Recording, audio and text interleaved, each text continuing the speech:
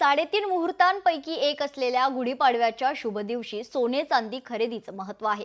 यंदा मात्र सोने चांदीच्या खरेदीसाठी नागरिकांचा संमिश्र प्रतिसाद दिसून येतोय। पुण्यातून आढावा घेतलाय आमचे प्रतिनिधी अमोल धर्माधिकारी यांनी।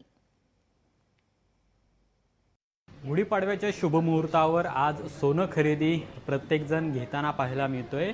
या 3.5 मुहूर्तांपैकी आज एक गुढीपाडव्याचा दिवस म्हणजे एक चांगला मुहूर्त मानला जातो आणि या शुभ मुहूर्तावर अनेक जण वेगवेगळ्या वस्तू खरेदी करत असतात। गेल्या काही दिवसांमध्ये सोन्या चांदीचा भाव हा अगदी गगनाला भिडलेला आहे। दुसरीकडे मार्च एंड आहे आणि मार्च एंडच्याच जवळपास आता हा पाडवा आलेला आहे आणि त्यामुळे काय परिस्थिती आहे, सोन्याचा भाव किती आहे, ग्राहकांचा कसा प्रतिसाद आहे आपण विचारूया। अमराळे ज्वेलर्सचे आपल्यासोबत मालक आहेत।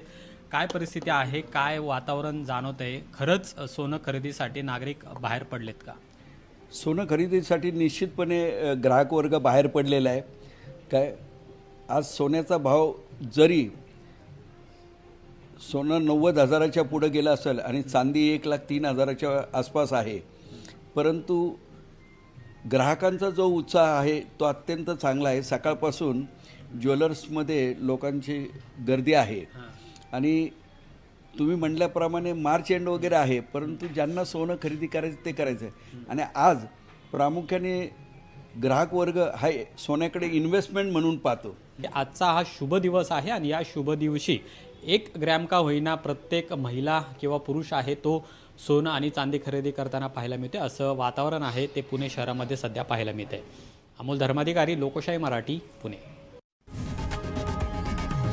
लोकशाही मराठी ऐका, पहा, जागरूक रहा।